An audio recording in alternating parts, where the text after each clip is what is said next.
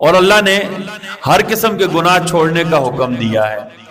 گناہ کی جتنی اقسام ہے ساری کی ساری اللہ نے چھوڑنے کا حکم دیا. اللہ نے کہا وَذَرُوا ظَاهِرَ الْإِثْمِ وَبَاطِنَهُ، جو تمہارے گناہ ظاہری طور پر نظر آتے ہیں وہ بھی چھوڑ دو. مثلا گالی نکالنا نظر آتا ہے، اس کو بھی چھوڑ دو.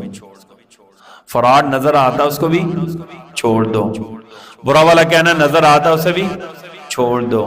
وَبَاطِنَ، اور دوسری قسم کے گناہ جو نظر نہیں آتے، مثلا دل میں کینہ یہ نظر نہیں آتا، دل میں حسد یہ نظر نہیں آتا، نیت ٹھیک نہیں یہ نظر نہیں آتا.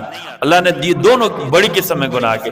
جو گناہ نظر آ رہے ہیں وہ بھی چھوڑ دو، جو ظاہری گناہ وہ بھی چھوڑ دو، جو باطنی گناہ نظر نہیں آ رہے وہ بھی چھوڑ دو.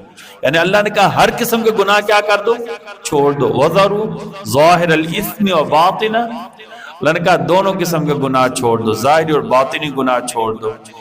بڑوں نے لکھا ہے کہ گناہ کینسر کی طرح ہے، اگر اسے جسم سے نہ نکالا جائے تو موت واقع ہو جاتی ہے. گناہ جسم کے اندر پلتا رہا ہے نا تو اس سے روحانی طور پر بندہ مار جاتا ہے. پھر ایک وقت ایسا آتا ہے کہ اس کے دل کے اوپر تالے لگ جاتے ہیں. اللہ نے کہا ختم اللہ علی قلوبہم وعلی سمعہم وعلی ابصارہم غشاوۃ ولہم عذاب عظیم.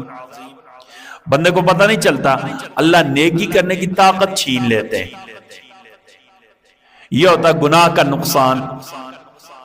گناہ کا پہلا نقصان کیا ہے؟ ہمیں پتہ نہیں چلتا، ہمارے اندر سے نیکی کرنے کی طاقت چھن جاتی ہے، پھر بندہ ہر وقت برائیاں کرتا رہتا ہے. یہ سخت ترین عذابوں میں سے عذاب ہے، سخت ترین سزاؤں میں سے سزا ہے. کسی بندے سے نیکی کی توفیق چھن جائے. جیسے ہم نماز نہیں نہ پڑھتے، اس کا مطلب یہ نہیں ہوتا کہ میں نے نماز نہیں پڑھی، اس کا مطلب ہے کہ اللہ مجھ سے اتنے ناراض ہو گئے ہیں کہ اللہ کو یہ گوارا بھی نہیں کہ میں اپنی پیشانی اللہ کے ساتھ